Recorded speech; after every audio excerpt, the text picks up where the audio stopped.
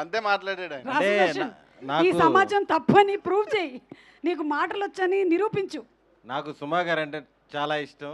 ఇది అది కాకుండా నాకేంట్లే ఊహ తెలిసిన వాళ్ళకి మాట్లాడుతున్న అందరికీ ఇష్టం. కానీ ఈరోజు నాకు సుమా గారు అంటే చాలా గౌరవం వచ్చింది. ఎంతసేపు అసలు స్టేజ్ మీద ఏం చేయాలో అర్థం కావట్లేదు. వీళ్ళేమో ఉండమంటున్నారు, అటు ఇటు తిరుగుతూ ఉన్నాను. ఈరోజు చాలా గౌరవం వచ్చింది నాకు మీరంటే. అర్థం చేసుకున్నావా?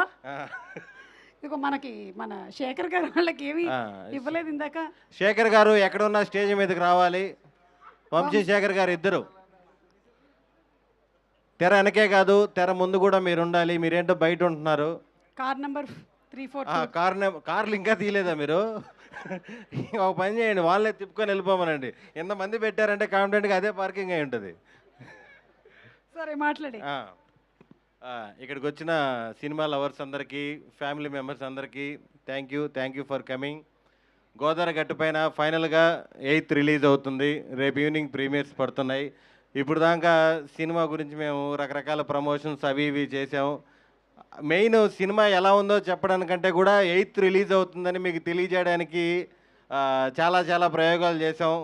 సుమంత్ ప్రభాస్ తెలుసుగా మనోడు ఇంక ఐడియాలు రకరకాలుగా చేశాడు. ఈ సినిమాలో అంటే మేము థ్యాంక్స్లు అందరం లాస్ట్ అన్ని ఈవెంట్స్లో చెప్పేసుకున్నాం. మా టీం గురించి, డైరెక్టర్ గురించి, మన ఎడిటర్ గురించి, నాగవంశీ గారి గురించి, అందరి గురించి. ముఖ్యంగా మా అందరికీ హార్ట్ఫుల్గా అనిపించింది ప్రొడ్యూసర్స్ అభినవ్ గారు. ఈ సినిమా ఓకే చేసినప్పటి నుంచి కూడా మామూలుగా ఈ డైరెక్టరు, ఈ హీరో అన్నాక ఒక బడ్జెట్ ఫిక్స్ అవుతారు. ఖచ్చితంగా బడ్జెట్ లెక్కలు వేస్తారు, వేయాలి కూడా. కానీ నాకు తెలిసి అభినవ్ గారు అప్పటి నుంచి ఇప్పటి వరకు అసలుకి బడ్జెట్ సంగతే ఆలోచించలేదు.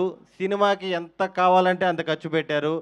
డైరెక్టర్ పేపర్ మీద ఏ ఆర్టిస్ట్ కావాలంటే ఆ ఆర్టిస్ట్ సెట్లో ఉన్నారు.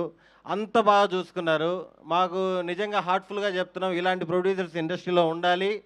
చాలా చాలా సినిమాలు తీయాలి.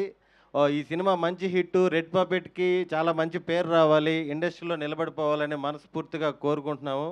అలాగే మా గోదావరి గట్టుపైన సినిమా మీకు చూసిన తర్వాత కొన్ని రోజులు, కొన్ని వారాలు అలా మీతో ఉండిపోతుంది. పైరసీ ప్రింట్ కాదు, దీంట్లో ఉన్న ఎమోషన్స్, కామెడీ అన్నీ కూడా మీతోనే ఉంటుందని మనస్ఫూర్తిగా కోరుకుంటున్నాను. Thank you. కొట్టేసావు అసలు స్పీచ్.